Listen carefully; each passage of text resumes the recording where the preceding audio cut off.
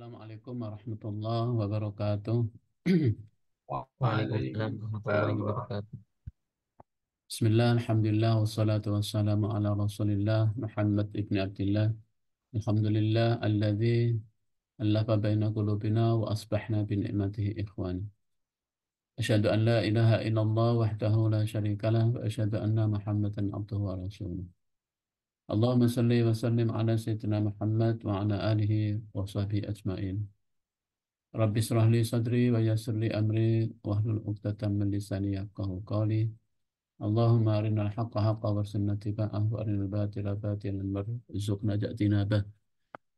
Puji syukur, marilah kita panjatkan kehadirat Allah Subhanahu wa taala yang telah memberikan kepada kita kesempatan dan karunia-Nya sehingga pada hari ini kita masih diberikan oleh Allah nikmat sehat sehingga bisa bersilaturahim, bisa menghadiri taklim. Moga-moga taklim kita ini menjadi wasilah ya, menjadi sarana untuk menjadikan kita semakin lebih baik ya, menjadikan kita semakin lebih bertakwa, menjadikan kita semakin eh, beriman ya, iman kita semakin tinggi gitu ya. Dan juga menjadi wasilah ya, kita dapat memberikan kebaikan kepada banyak orang ya. Salawat dan salam semoga senantiasa Allah curahkan pada Nabi kita, Nabi besar Muhammad sallallahu alaihi wasallam. Jamaah rahimakumullah, jamaah kajian rutin ya Masjid Al-Hurriyah yang insya Allah dimuliakan Allah Subhanahu Wa Taala. Alhamdulillah hari ini atau besok tepatnya kita akan memasuki bulan yang penuh makna yaitu bulan Dzulhijjah.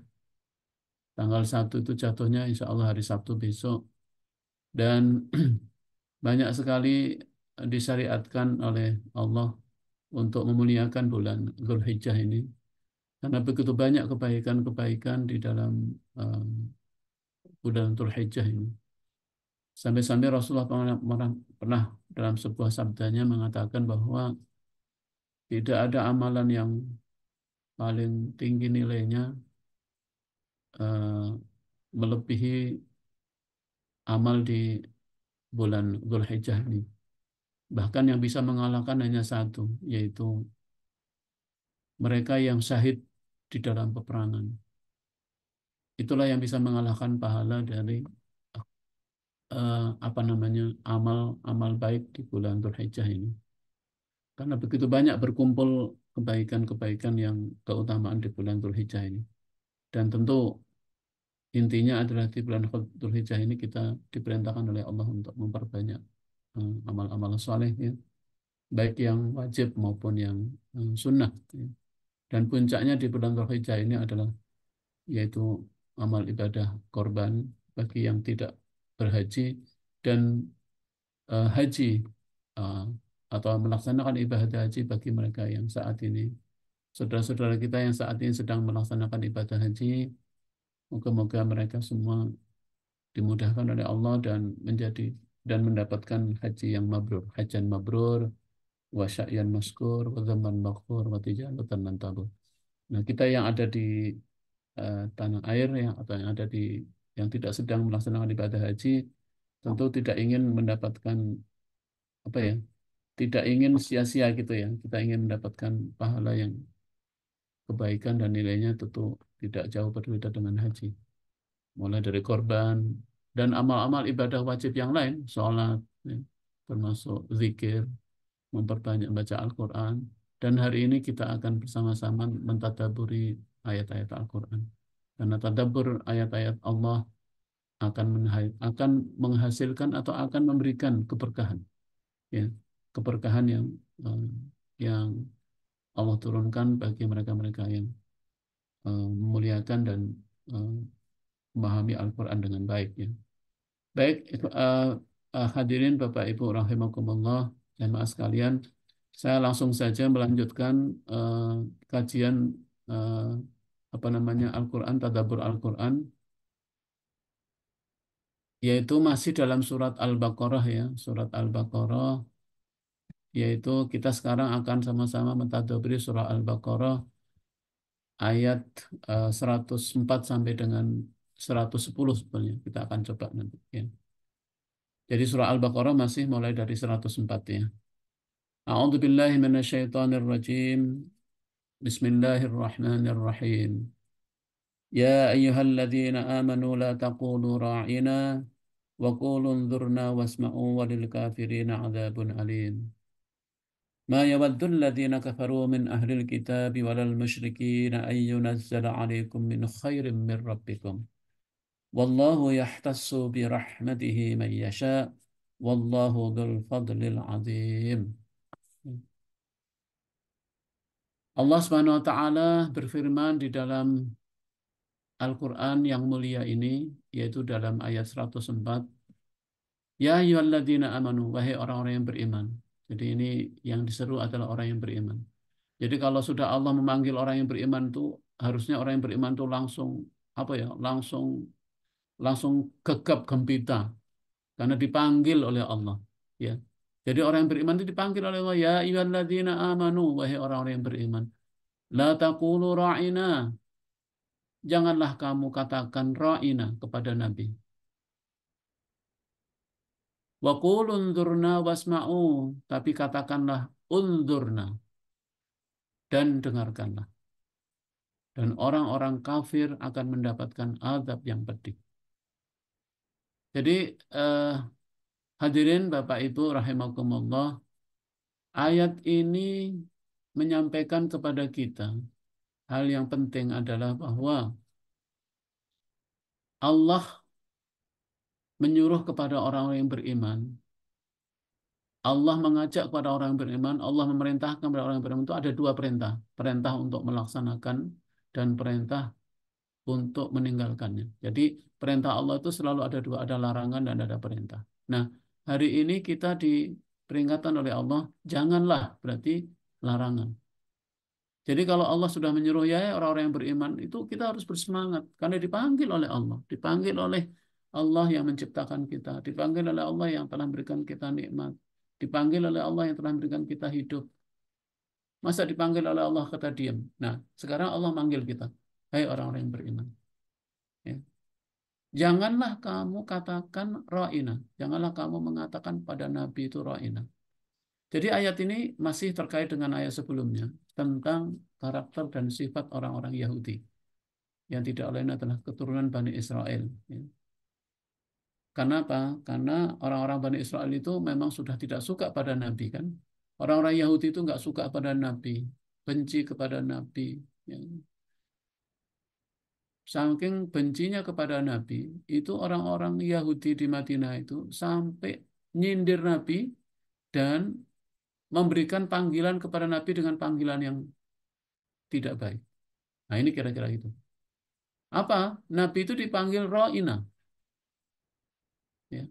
Ro'ina itu sebetulnya adalah sebuah kalimat yang dalam bahasa Arab nggak ada artinya, tetapi maksud hatinya itu tahu. Jadi Allah tahu. Masa Rasul dipanggil Ro'ina? Ro'ina itu kalau bahasa aslinya, tapi karena dipelintirkan oleh lidahnya orang-orang Yahudi itu, seakan-akan orang-orang mukmin itu nggak tahu, orang Arab itu nggak tahu. Jadi banyak yang ikut ro'ina gitu. Padahal ro'ina itu adalah bahasa sindiran, bahasa penghinaan, ya, bahasa ketidaksopanan kepada Nabi. Arti ro'ina itu di dalam tafsir-tafsir saya baca itu maksudnya adalah bodoh, tolol, kira-kira begitu. Tapi bukan dalam bahasa Arab, tapi memang dipelintirkan dengan lidahnya. Karena apa? Karena orang-orang Yahudi ini tidak berani memang menghina langsung di depan Nabi. Itu. Orang-orang Yahudi itu tidak berani menghina langsung di depan Nabi. Kenapa? Karena memang Nabi itu baik. Nabi itu orang yang mulia, orang yang baik, perkataannya sopan, kemudian wajah selalu tersenyum. Itulah kan Nabi itu kan. Jadi mau mau dikatakan apa kepada Nabi kan? Mau dikatakan Nabi Nabi tolong nggak mungkin kan Nabi pandai sekali. Dikatakan Nabi bodoh nggak mungkin gitu kan. Karena Nabi menyampaikan ajaran-ajaran dengan penuh hikmah, dan ilmu yang dalam. Nah, supaya apa namanya nggak kelihatan ngata-ngatainnya istilah anak-anak sekarang itu dengan menggunakan ro'ina. Nah, Allah tahu hati mereka, maksud mereka, ya kan? Masa mengatakan memuliakan tapi dengan nyinyir kan nggak mungkin. Allah tahu. Ternyata ro'ina itu artinya Muhammad itu bodoh, tolong. Makanya orang mukmin jangan ikut-ikutan. Janganlah kamu katakan pada Nabi ro'ina, tapi katakanlah undurna. Nah kalau undurnya tahu itu. Undur itu kami dengarkan. Ya kan? Dengan undurna wasma'u. Jadi undurnya itu dalam bahasa Arab memang sebagian mufasir mengartikan adalah kebalikan, yaitu panggilan yang memuliakan. Jadi ayat ini menjelaskan sesuai Bapak Ibu sekalian hadirin bahwa agama Islam sangat memuliakan Allah dan Rasulnya, termasuk dalam hal panggil memanggil. Makanya kita nggak boleh ya memanggil dengan panggilan-panggilan yang jelek, panggilan-panggilan yang tidak sopan kepada Rasul, pada Allah apalagi pada Nabi. Allah itu mempunyai panggilan banyak kan dalam Asmaul Husna. Mereka kalau memanggil Allah itu ya Rahman, ya Rahim, ya Aziz, ya Ghaffar, ya Malik. Allah punya panggilan yang mulia. Janganlah memanggil dengan panggilan yang tidak sopan. Ya, itu panggilan-panggilan orang-orang Yahudi begitu. Dan juga jangan memanggil Rasul dengan panggilan menghina. Makanya di sini Allah Subhanahu Wa Taala mendidik orang-orang beriman dididik untuk memanggil dengan panggilan yang memuliakan. Karena panggilan itu mencirikan hubungan dia dengan Allah dan Rasul. Jadi ini ya dalam Islam itu bagaimana pentingnya eh, orang Muslim untuk memuliakan orang dengan memanggil dengan panggilan terbaik. Ya. Jangan seperti orang Yahudi. Orang Yahudi memanggil Rasulullah dengan panggilan menghina ra'ina dari kata-kata ru'unah, kebodohan yang sangat, ketololan yang sangat. Mengapa mereka mengatakan? Karena mereka dendam, iri dalam hati mereka kepada Rasul, pada Islam, pada kaum muslimin. Jadi yang menyebabkan dia mengatakan dan menyindir dengan kalimat yang jelek karena hati mereka dipenuhi dengan dendam, dengki, dan iri. Ya, karena itu orang Muslim dilarang mengikuti dan menyerupai orang-orang kafir Yahudi dalam perkataan maupun dalam perbuatan. Jadi dalam Islam itu justru panggilan ini penting hadirin. Bahkan kita tidak boleh memanggil dengan panggilan-panggilan yang buruk kepada orang Muslim sesama Muslim, apalagi kepada Nabi. Nih, kan suka kita itu kadang-kadang guyonan ya, memanggil saudara kita karena dia maaf karena dia gemuk, si gendut, nggak boleh itu tuh dosa, ya kan? Karena kurus, si kerempeng, nggak boleh. Ya. Justru kalau ada saudara kita yang namanya kurang bagus, kita baguskan, kita panggil dengan panggilan yang mulia. Karena orang yang beriman itu mulia. Orang yang beriman itu tinggi. Orang beriman itu sendiri oleh Allah dipanggil dengan panggilan ya ayyuhalladzina amanu, wahai orang-orang yang beriman.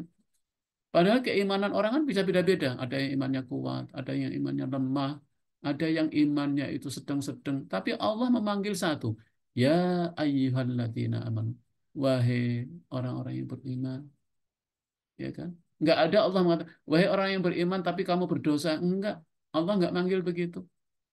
Wahai orang-orang yang beriman yang imannya biasa-biasa saja. Enggak. Semua dipanggil oleh Allah dengan panggilan yang bagus. Ya ayyuhalladzina amanu. Harus kita contoh itu. Jangan mencontoh orang-orang yang kafir, yang suka memanggil dengan panggilan-panggilan yang buruk. Dengan sindiran. Harus kita hentikan mulai sekarang. Kita nggak boleh dengan panggilan-panggilan yang buruk. Orang yang punya nama baik malah dipanggil buruk. Dijelek-jelekan ya dengan panggilan yang ini. Ini nggak boleh hadirin. Karena itu sudah mengikuti dan apa yang meniru berarti cara-cara orang-orang Yahudi, orang kafir Yahudi. Dan Allah menegur ini kan. Tapi menegur orang Yahudi itu kan susah. Ya kan? Karena kan ayat-ayat Allah, perintah-perintah Allah itu hanya untuk orang yang beriman. Orang yang nggak beriman ya sulit, nggak bisa diatur. Disilahkan hidup sendiri, namanya juga kafir. Tapi yang diatur, yang dihimbau, yang diseru oleh Allah adalah orang-orang yang beriman. Dan seruan Allah kepada orang yang beriman itu sekali lagi berisi dua, ada perintah dan ada larangan. Hari ini kita diperintahkan, di ayat ini kita diperintahkan untuk eh, apa ya, tidak atau dilarang oleh Allah untuk memanggil panggilan-panggilan yang buruk, apalagi kepada Allah dan Rasul-Nya, dan juga kepada orang-orang yang beriman. Karena Allah saja memanggil dengan panggilan yang mulia kepada orang yang beriman. Walaupun tingkat keimanan orang itu mungkin beda-beda, tapi Allah memanggil dengan panggilan yang baik. Karena biasanya kalau orang dipanggil dengan panggilan yang buruk, itu pertama kitanya sendiri berbuat dosa, dan yang kedua panggilan yang buruk itu justru melemahkan orang, ya, menghinakan orang, dan itu adalah tidak memberikan motivasi dan semangat pada saudara kita. Kita harus memberikan panggilan yang baik pada orang, pada saudara kita, dengan panggilan yang memuliakan. Itulah esensinya hadirin. Maka apa dalam Islam itu panggil memanggil ini menentukan keimanan, bahkan itu menyangkut akidah. Karena di sini dikatakan walil kafirina adzabun alim. Karena panggilan kepada Allah dan kepada Rasul dengan panggilan yang menyindir itu kategori sudah masuk dalam tindakan kafir. Berarti kan dia meremehkan Allah, meremehkan Rasulnya, menghina Allah, menghina Rasulnya, yaitu sudah kafir. Nah, kalau kita turunkan itu kepada orang-orang yang beriman, orang-orang Muslim juga, kita juga tidak boleh memanggil itu. Karena apa? Karena Allah telah memuliakan orang-orang mukmin dan orang-orang Muslim. Innamal mu'minuna ikhwatun. Orang-orang mukmin itu saudara kalian, ya, saudara sesama mukmin. Karena itu janganlah kalian apa ya merusaknya, ya. Karena kan ayatnya innamal mu'minuna fa aslihu baina akhawaykum. Hendaknya kamu perbaiki hubungan di antara sesama mukmin. Kira-kira begitu hadirin ya.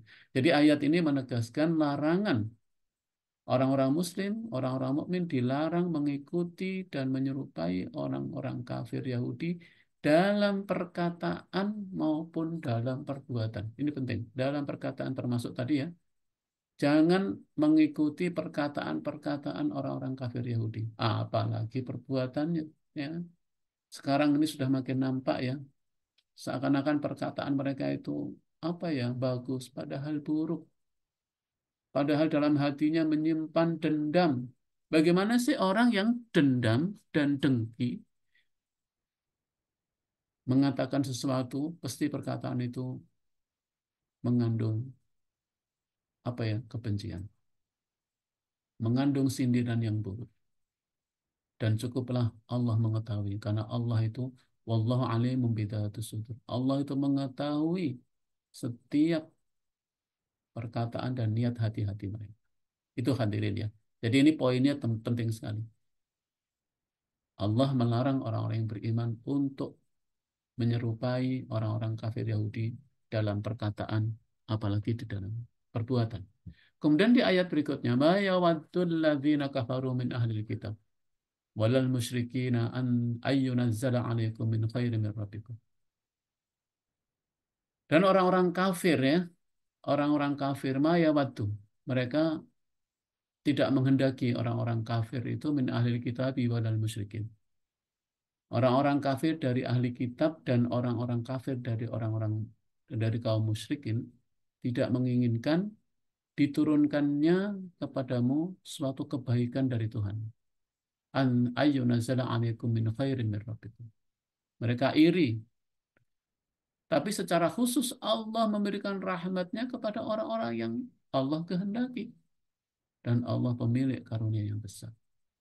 Sekalian, ayat ini subhanallah ya, menjelaskan kepada kita bahwa orang kafir itu terdiri dari dua, kafir ahli kitab dan kafir non ahli kitab, yaitu kafir musyrik. Ya. Dan Allah menjelaskan orang kafir itu ada dua macam ini. Baik dari golongan kafir, dari dua golongan maksudnya, golongan ahli kitab. Siapa golongan ahli kitab? Mereka adalah kaum Yahudi dan kaum Nasrani. Mengapa dikatakan ahli kitab? Karena mereka sebetulnya eh, apa namanya mengklaim dan dia mengetahui ya apa namanya kitab-kitab yang dibawa atau kitab yang dibawa oleh Nabi Isa, Nabi Musa alaihissalam yang isinya jelas-jelas adalah memerintahkan mereka untuk hanya beriman kepada Allah, tapi mereka tidak mau. Sedangkan kafir musyrik adalah kafir yang memang paganis ya, mereka tidak mendapatkan kitab, ya. Tidak ada nabi. Tapi Rasulullah SAW justru disuruh pertama kepada musyrikin, musyrikin Mekah kan. Jadi dua-duanya diseru oleh Allah. Tapi kaum musyrikin menolak ya. Di Mekah selama 13 tahun Rasulullah hanya mendapat berapa berapa orang. Dalam hadis sejarah nggak sampai 100 orang. 13 tahun dakwah dapat cuma 100 orang itu kan sedikit banget ya. Dari ukuran produktivitas. Karena itulah kemudian Allah menyuruh kepada nabinya untuk hijrah ke Madinah. Subhanallah, hijrah ini menjadi wasilah Islam diterima oleh penduduk Madinah. Padahal di Madinah itu banyak orang-orang Yahudi, orang ahli kitab. Sebagian mereka beriman, tapi sebagian besar mereka kufur, tetap. Dan orang-orang Madinah, orang-orang Arab yang kemudian menerima Islam dengan baik. Nah, ayat ini menjelaskan ya, bahwa orang-orang kafir baik dari golongan ahli kitab maupun musyrik itu intinya keduanya sama sifatnya, yaitu apa sifatnya? Dendam dan dengki. Bahkan dendam, dengki, dan benci kepada Rasulullah dan umat Islam. Kenapa mereka benci? Hal yang paling mereka benci dari kaum muslimin atau dari Islam adalah yaitu kebenaran agama Islam ini. Dia paling benci dengan agama Islam. Dan nubuah, kenabian yang diberikan oleh Allah kepada Nabi Muhammad SAW yang notabene bukan langsung keturunan Yahudi. Ya kan? Walaupun dari atasnya sama ya Nabi Allah Ibrahim.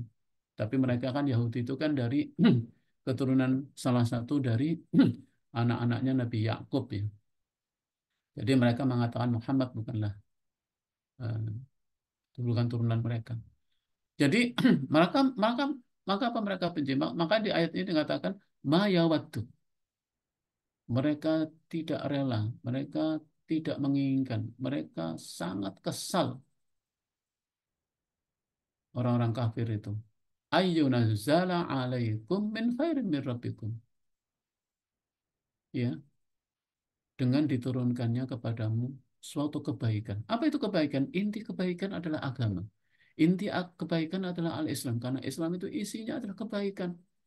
Coba hadirin, apakah ada perintah di dalam Al-Quran dan hadis Nabi yang tidak berisi kebaikan? Kebaikan, kebaikan, dan kebaikan. Makanya ketika orang beriman dan bertakwa ditanya oleh Allah, apa yang kamu terima dari aku nanti di yaumil kiamah itu? Maka orang-orang bertakwa, orang beriman hanya mengatakan kebaikan. Yang darimu hanya satu Allah, yaitu kebaikan. Nggak ada dari Allah itu melainkan kebaikan. Jadi orang-orang yang beriman dan bertakwa nanti di dalam ayat yang lain ya, kalau nggak salah dalam surat Hud atau yang lain ya, saya lupa ayatnya. Ketika mereka ditanya apa yang telah kamu terima dari Allah, jawaban mereka satu, kebaikan. Inti kebaikan adalah agama ini. Dan mereka, orang-orang kafir, itu kesel. Mengapa kebaikan itu diberikan kepada kaum muslimin? Mengapa kebaikan itu diberikan kepada Muhammad melalui Muhammad? Karena memang Allah telah memilih kebaikan ini justru kepada orang yang dikehendaki. Nggak mungkin kebaikan ini kepada orang yang mempunyai sifat dan hati yang pendendam, pembenci. Nggak mungkin kebaikan tidak akan bersatu dengan hati-hati manusia yang pembenci. Manusia pendengki. Nggak bisa gitu kebaikan berkumpul dalam hati-hati orang-orang yang seperti itu. Makanya Allah mengatakan di sini, tetapi secara khusus ya dalam ayat, wallahu yahtassu bi rahmatihi may yasha. Tapi secara khusus Allah memberikan rahmatnya, agamanya kepada orang-orang yang dia kehendaki. Kepada orang yang dia kehendaki itu Nabi Muhammad SAW. Wallahu dzul fadlil azim, dan Allah pemilik karunia yang besar. Jadi hadirin jamaah rahimakumullah, subhanallah. Ya kan? Begitulah mereka. Ya, itulah sifat-sifat mereka. Makanya ayat ini menjelaskan tentang selain ketidaksopanan kaum Yahudi kepada orang-orang, kepada Nabi, juga menyampaikan rencana jahat orang-orang. Rencana jahat itu rencana yang tersembunyi di dalam hati mereka yang hanya Allah yang tahu, dan kita tahunya juga dari Allah yang beritahu, karena hati kan gak ada yang tahu kita. Kita kan cuma tahunya yang keluar dari mulut ya, yang dari mulut itu yang kita tahu. Dari hati hanya Allah yang tahu. Atau Allah yang memberitahu kepada Nabi dan kepada kita melalui ayat-ayatnya. Karena itu ayat ini menjelaskan bahwa orang kafir itu baik dari golongan ahli kitab musyrikin itu sebetulnya mereka memiliki sama pendendam. Dulu kita mengatakan orang-orang kafir yang ini, coba kejadian yang di India ya, di India ini orang-orang ya contoh daripada musyrikin ini adalah ya kafir al-ard ya, kafir yang dari bumi yang di ini adalah terutama adalah Buddha, Hindu. Mereka kan bukan main bencinya, pendendam, memusuhi kaum muslimin. Demikian juga yang ahli kita baik Nasrani maupun juga ini, terutama mereka yang kafir ya tentunya. Yang kafir dari pengikut Nasrani, pengikut ahli kitab. Mereka benci sekali. Jadi jangan heran hadirin. Ya Allah sudah menjelaskan. Karena ini masalah hati. Ya kan? Bagaimana musyrik ini, ya, penyembah-penyembah berhala ini maupun juga orang-orang yang ahli kitab. Mereka kata ayat ini sama mereka itu punya dendam, dengki, dan benci. Karena itu kaum muslimin harus waspada gitu ya. Harus waspada. Jangan sampai terpukau oleh ucapan mereka. Jangan hanya terpukau oleh perbuatan-perbuatan mereka. Kita tidak diperintahkan untuk apa ya, untuk membencinya, tetapi kita diperintahkan oleh Allah untuk waspada, waspada dan waspada terhadap ulah mereka. Nanti akan sampai ini ayat ke belakang ini menceritakan tentang karakter atau sifat atau apa ya pendendam ini dari orang-orang ahli kitab, orang-orang kafir ini. Dan yang paling mereka sangat ini itu adalah Allah menurunkan kebaikan itu kepada orang-orang yang beriman. Makanya eh, apa namanya? Ya, mengapa mereka membenci? Karena gini, begitu Allah menurunkan kebaikan agama ini kepada orang-orang Muslim, berarti bahwa yang layak memimpin dunia ini, yang layak menjadi pemimpin adalah yaitu hanya Islam. Kenapa? Karena berarti mandat dan amanat Allah itu diberikan kepada orang-orang yang Muslim, kaum Muslim, orang yang beriman.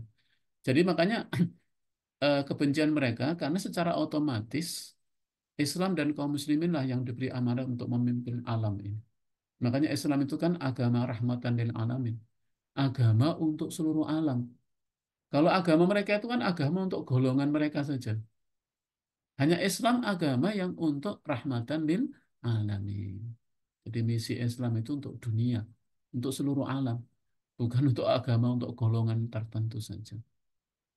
Wa ma arsalnaka illa rahmatan lil alamin. Dan tidaklah aku utus engkau Muhammad melainkan sebagai rahmat bagi alam. Itu apa artinya?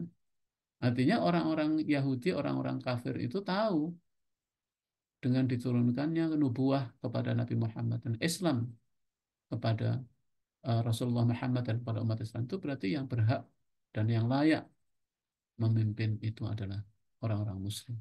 Karena orang-orang Muslim yang diberikan kebaikan. Kebaikan yang banyak. Kebaikan itulah yang akan menghasilkan kebaikan. Nah, jamaah rahimakumullah, mari kita renungkan di ayat berikutnya. Ma nansah min ayatin aw nunsiha na'ti bi khairin minha aw misliha. Alam ta'lam anna Allah ala kulli syai'in qadir. Ini harus hati-hati ini menerjemahkan ayat ini. Ma nansah min ayatin. Ya. Ayat-ayat yang kami batalkan. Aw nunsiha na'ti bi khair. Atau kami hilangkan dari ingatan, ya,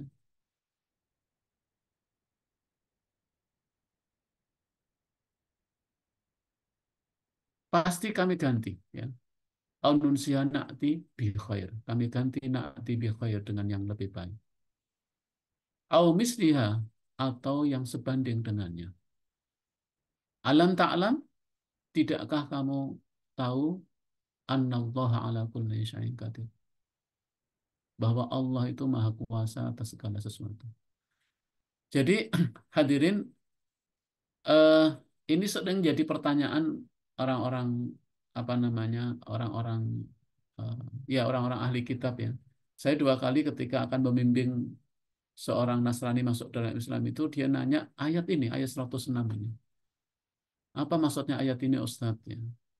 Karena ayat ini kan berarti ada ayat yang dibatalkan ya atau yang dihilangkan dari ingatan Nabi atau dari ingatan kaum muslimin. Kok ada kalimat begini? Padahal ayat ini adalah menjelaskan bahwa bagi Allah Subhanahu wa taala itu hak Allah untuk menghapuskan perintah dan taklif atau menghapuskan ayat kemudian mengganti dengan ayat yang atau dengan perintah yang lebih baik. Itu wewenang Allah. Nah, ini terkait dengan tuduhan orang-orang Yahudi bahwa agama Islam ini tidak konsisten. Kenapa? Terutama ketika Allah memindahkan kiblat yang tadinya kaum muslimin itu ketika di Madinah itu kan sholatnya menghadap ke Baitul Maqdis, menghadap ke Masjidil Aqsa. Ketika menghadap Masjidil Aqsa itu orang-orang Yahudi senang, wah agama Muhammad ini sama kok. Bahkan agama Muhammad ini mengikuti agama kita, buktinya dia sama-sama menyembah dan menghadap kepada Baitul Maqdis. Jadi bangga itu orang-orang Yahudi, ya kan? Bahkan agama kami yang benar, buktinya Muhammad juga ikut kami. Apa kira-kira gitu ya? Sehingga Nabi Muhammad sempat di dalam hatinya tidak langsung kepada Allah, ya kan?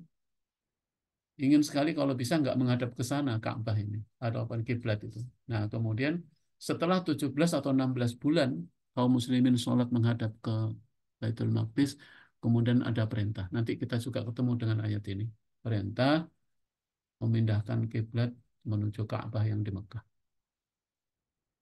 Nah, ketika pemindahan itu dianggap oleh orang-orang Yahudi nggak konsisten. Padahal mereka sebetulnya kesel.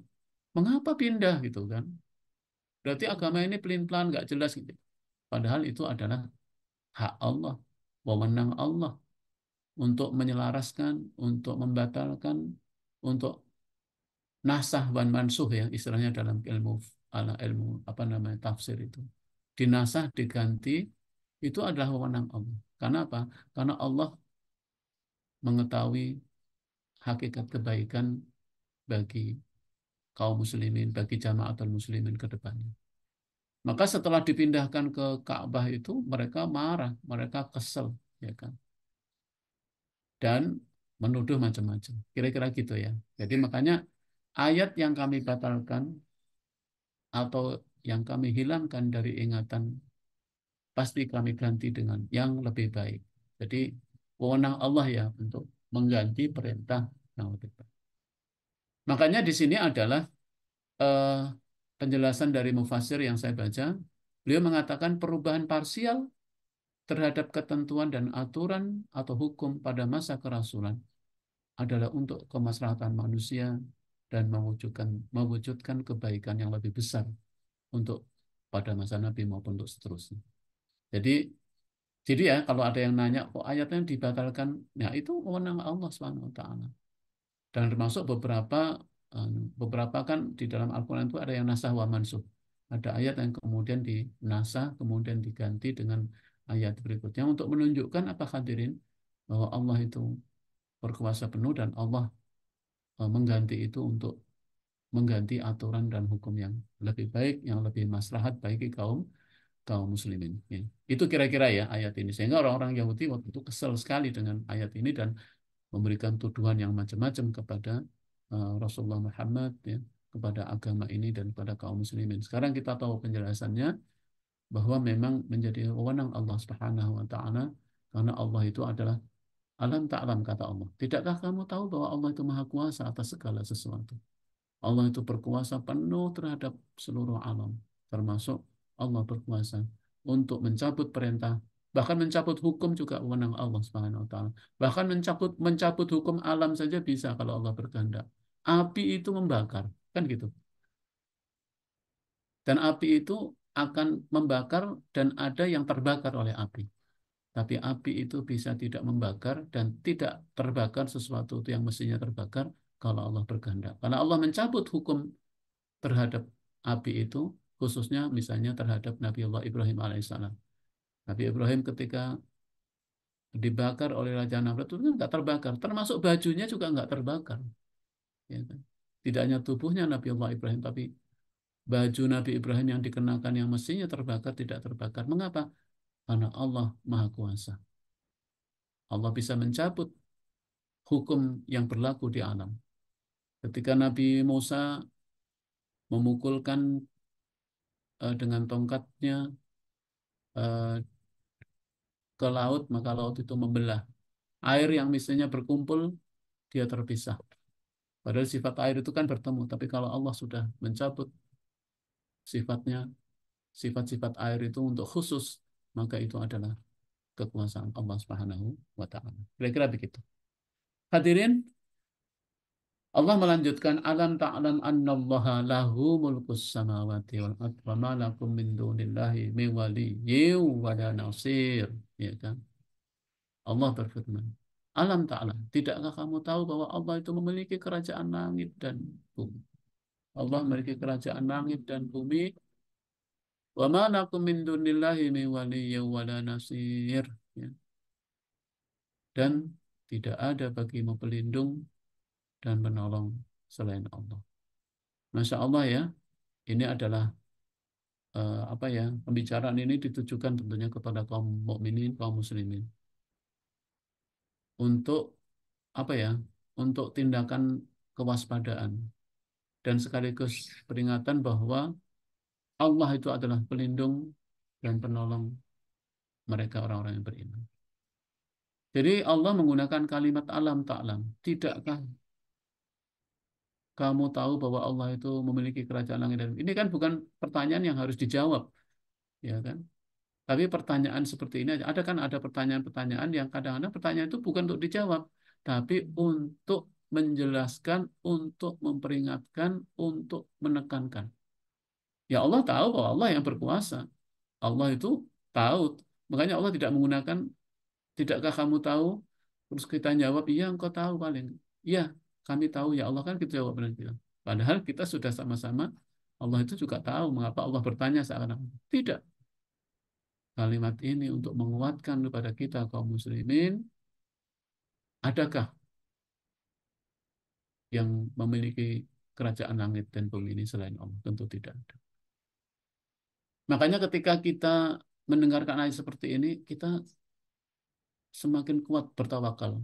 Kalau kita bertawakal kepada Allah, itu bertawakal kepada zat yang menguasai langit dan bumi dan seisinya. Kita bertawakal kepada Allah itu adalah bertawakal kepada zat yang menguasai seluruh kerajaan langit dan bumi. Masihkah kita ragu bertawakal kepada Allah? Kira-kira gitu kalau diuraikan gitu ya. Masihkah kita ragu? Masihkah kita tidak yakin beriman kepada Allah, bertawakal? Makanya ketika kita berdoa itu hadirkan bahwa Allah adalah pemilik kerajaan langit dan bumi. Allah yang menciptakan langit dan bumi. Allah yang memeliharanya. Allah yang merawatnya. Allah itu adalah hayyun la yamut. Allah memelihara langit dan bumi. Allah itu tidak mati. Allah itu adalah hidup. Dan hidup, Allah maha hidup dengan merawat, menjaga yang ada di alam ini. Sehingga tidak ada satupun. Makanya kemudian ayat yang lanjut, dan tidak ada bagimu pelindung dan penolong selain Allah. Jadi pelindung itu harusnya yang maha kuat kan. Penolong itu ya yang maha kuat. Makanya jangan kita itu berlindung kepada yang lemah. Orang mukmin diingatkan jangan berlindung kepada yang lemah. Kalau kamu berlindung kepada yang lemah ya kamu lemah. Berlindung kepada makhluk yang lemah, makhluk itu sendiri juga lemah. Walaupun dia punya kekuasaan sekarang, terus kita hanya untuk mengharapkan dari dia lalu kita melanggar perintah Allah. Na'udzubillah.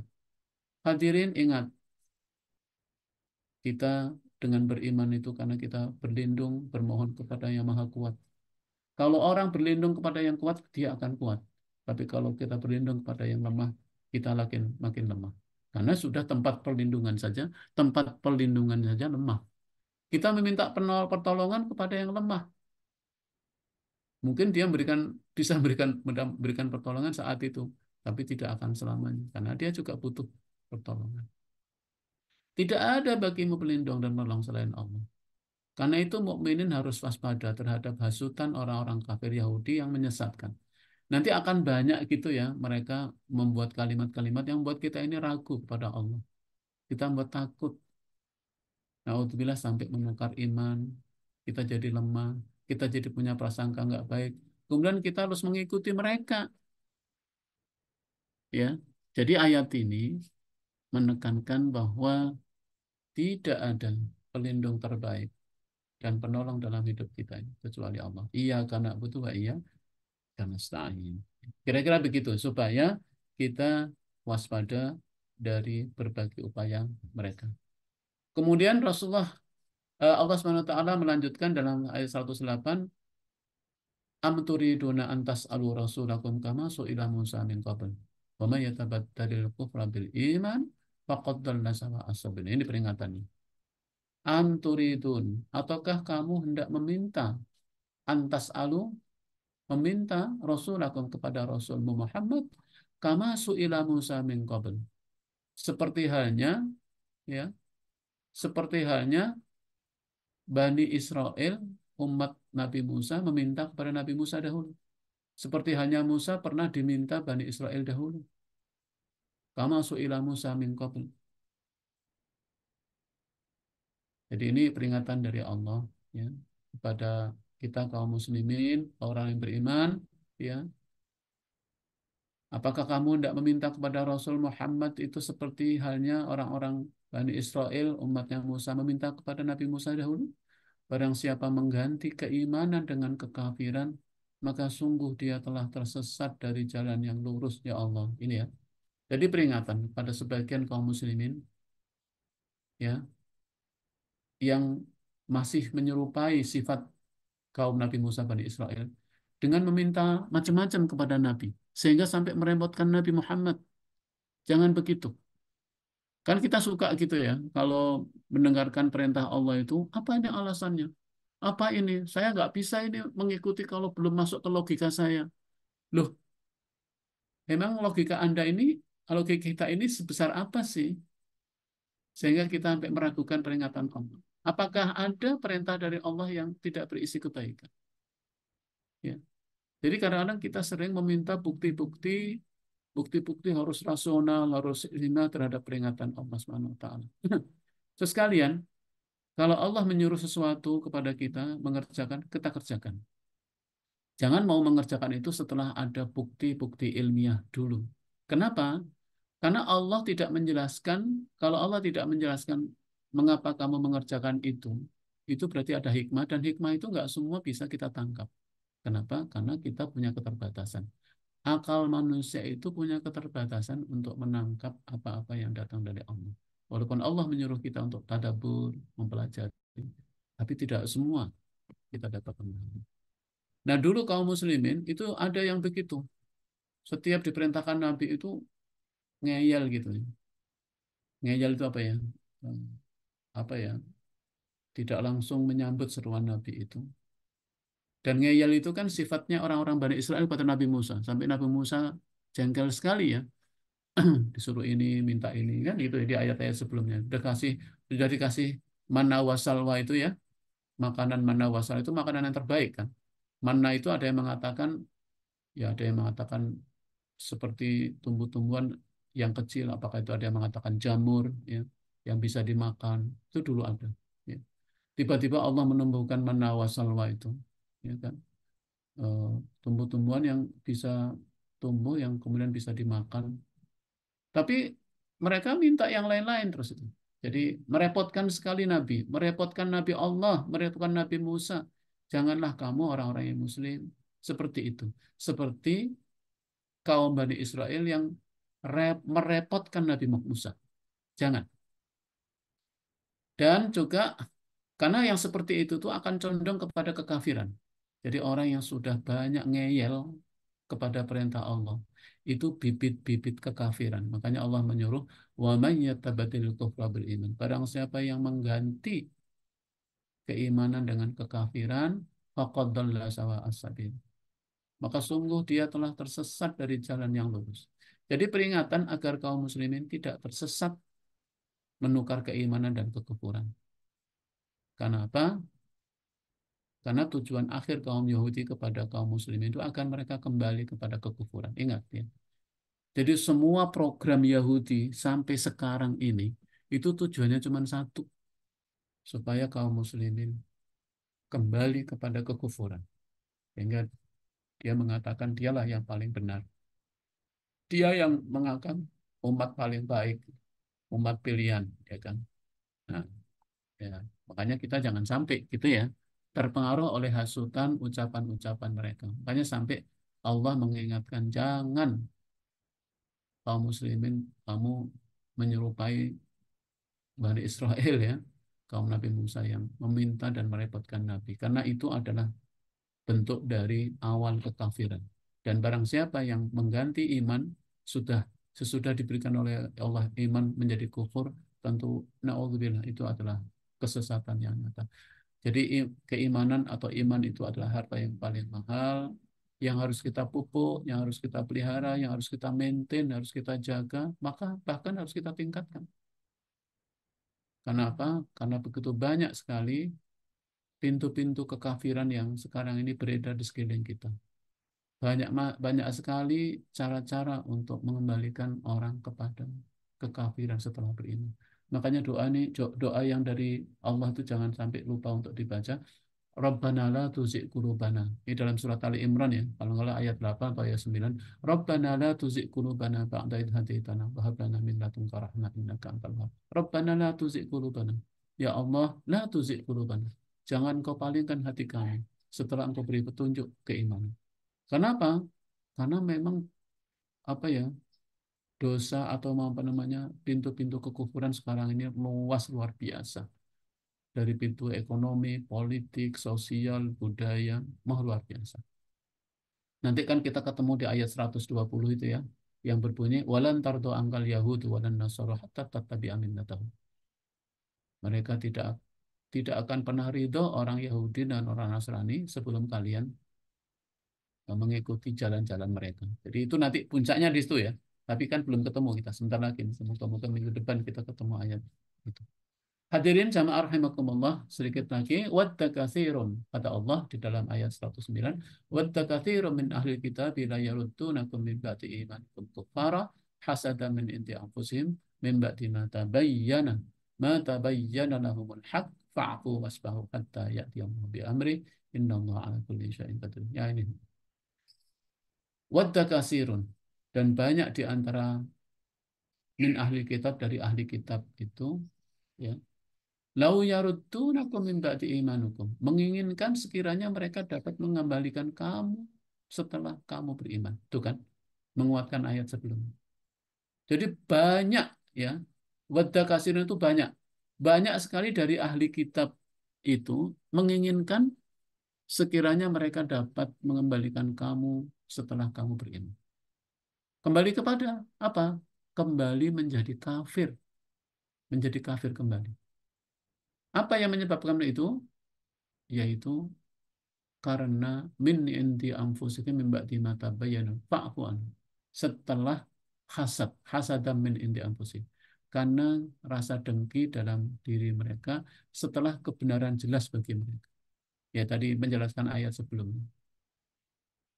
Jadi sudah jangan jangan jangan bertanya-tanya lagi. Ini Allah yang mengatakan bahwa program besar orang-orang kafir itu adalah terutama ahli kitab adalah ingin mengembalikan kita kepada kekafiran kembali. Karena rasa dengki, mengapa kebenaran, kebaikan, kemuliaan itu ada di dalam Islam.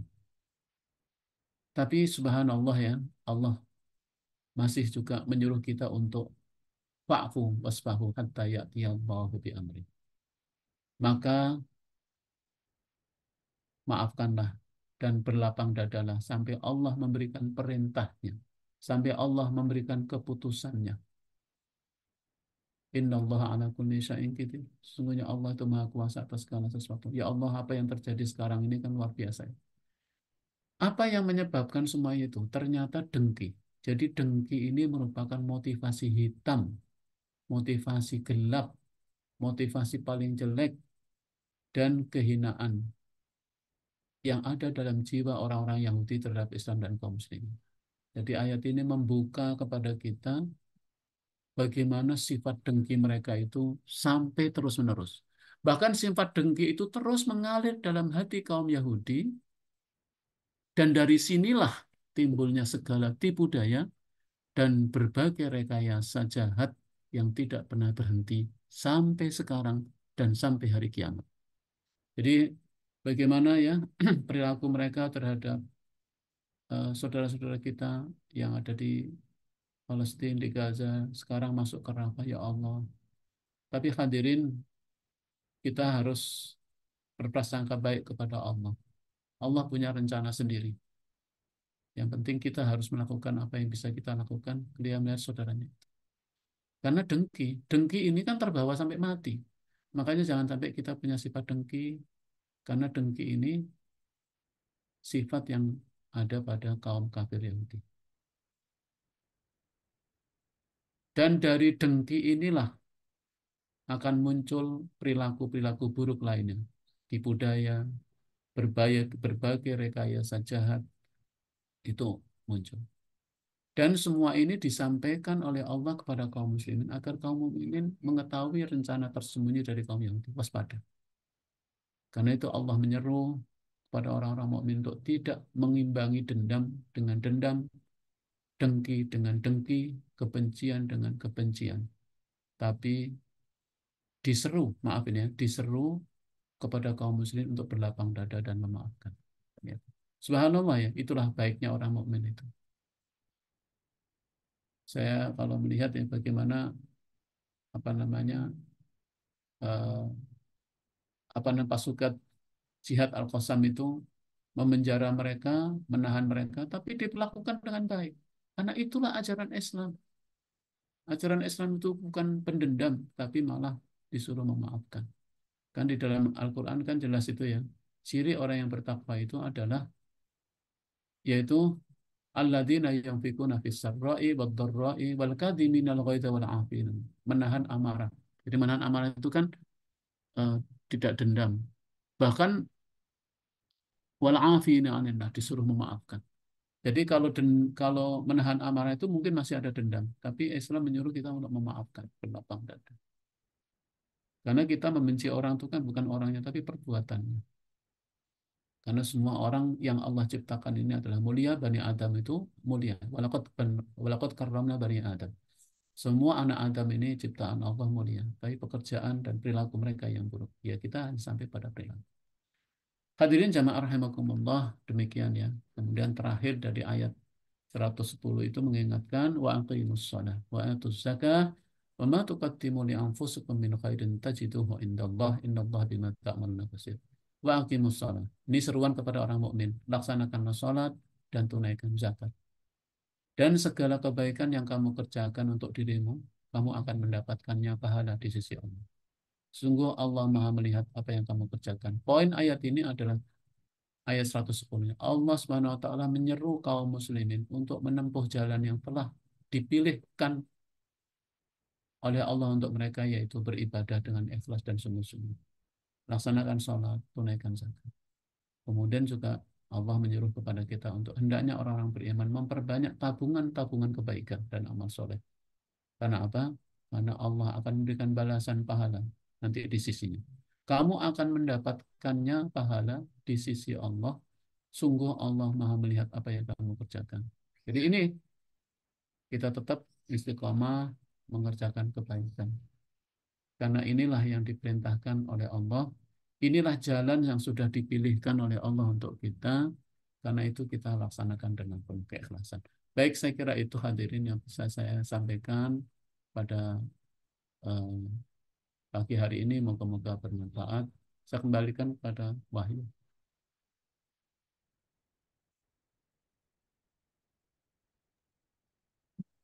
Syukron jazakallah khair kepada Profesor Dr. Abdul Munik MSc AGR yang telah menyampaikan materi yang Masya Allah sangat bermanfaat ya. Mungkin langsung masuk ke sesi berikutnya yaitu sesi tanya jawab. Mungkin bagi para jamaah yang ingin bertanya bisa raise hand.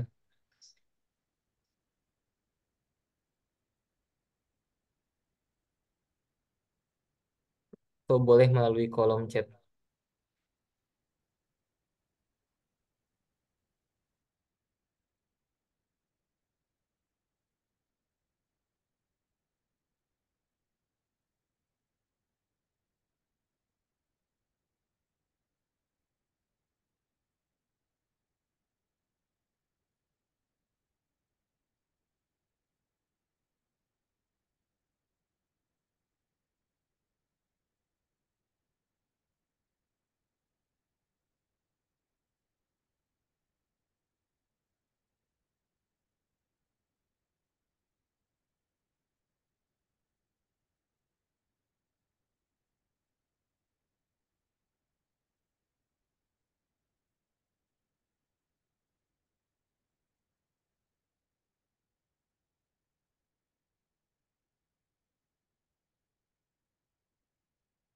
Boleh izin nanya,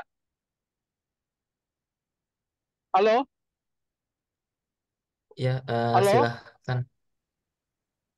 mudah-mudahan kedengar suara saya ya. Ya, terdengar, Pak. Baik, Assalamualaikum warahmatullahi wabarakatuh. Terima Waalaikumsalam kasih warahmatullahi Ustadz, wabarakatuh. ya, terima kasih Ustadz Munif atas pencerahannya.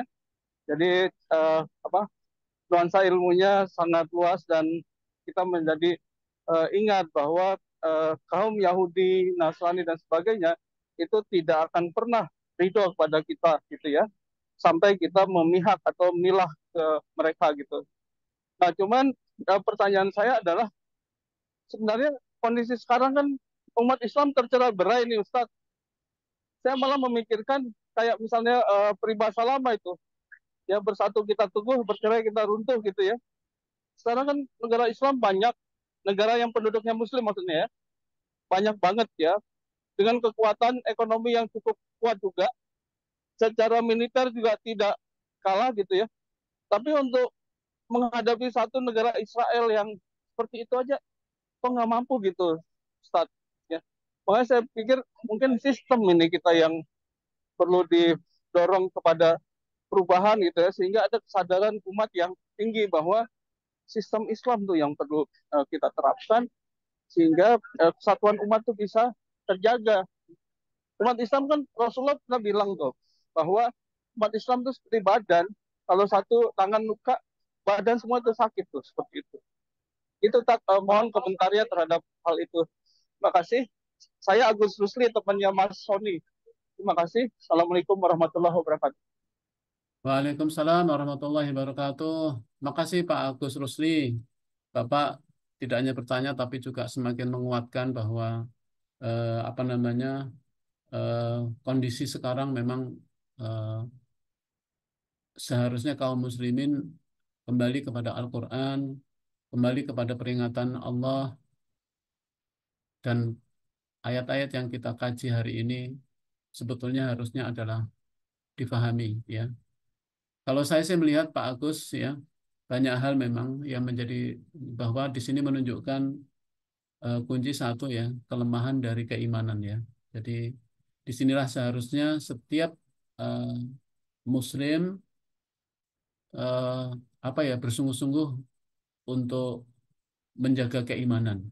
Karena sebetulnya ketika keimanan itu lemah, apalagi sudah hilang ya, sudah semakin hilang dari diri-diri ini, maka apa namanya? Maka jangan diharapkan ya untuk memiliki kekuatan dan energi dalam ini. Kemudian yang kedua juga penyakit wahan, Pak. Penyakit wahan itu yaitu hubbud dunya wa karahiyatul maut. Cinta kepada dunia yang berlebihan dan itu program Yahudi begitu. Dijadikan kita cinta kepada dunia wa karahiyatul maut dan takut kepada kematian. Takut, takut. Dan kalau sudah kena penyakit itu kata Rasulullah, maka kamu akan hilang kekuatan. Bahkan kata Rasulullah, ketika kaum muslim sudah imannya lemah, ditambah kena penyakit wahan, hubud dunya wa karahiyatul maut, maka kalian itu seperti hidangan yang diperebutkan oleh banyak orang. Kalian seperti apa? Jadi pasif, nggak punya apa-apa. Makanan direbutkan, ya makanan kan nggak bisa. Atau malah kita seperti buih, ya, yang banyak tapi tidak memiliki kekuatan apapun.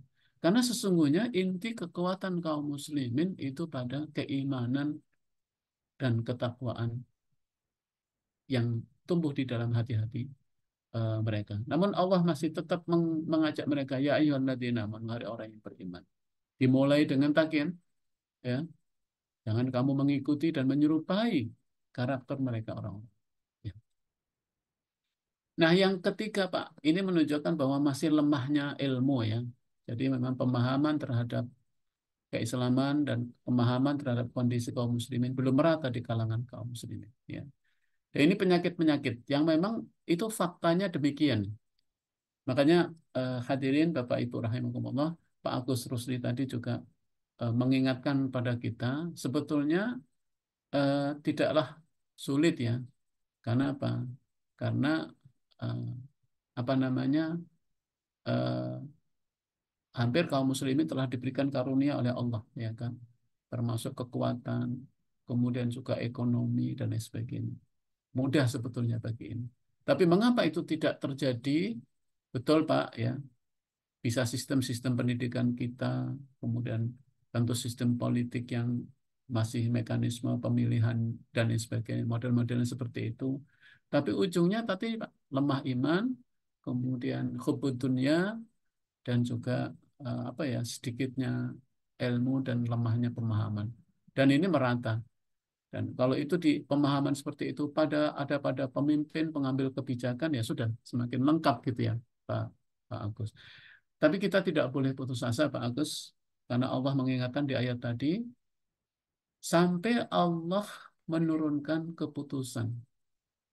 Allah akan memberikan keputusan ini. Makanya kita harus menganggap kondisi sekarang ini adalah peluang bagi kita kaum mukminin untuk beramal soleh. Sekuat yang kita lakukan, apakah hanya dengan berdoa, dengan membantu, membangun opini, memboikot produk-produk mereka, mendoakan, tidak pernah berhenti mendoakan siang dan malam. Allah masih ingin melihat kesungguhan kita, ketakwaan kita, dan ketawakalan kita.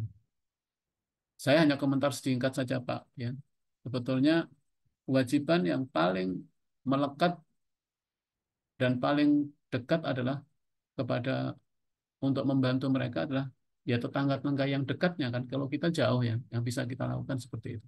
Tetangga-tetangga yang dekat sebetulnya punya semuanya, tapi itu tidak dilakukan dan tidak bergerak, yaitu adalah urusan dia dengan Allah Subhanahu wa taala. Harus bisa mempertanggungjawabkan di hadapan Allah. Mungkin itu Pak Agus ya, jawaban singkat.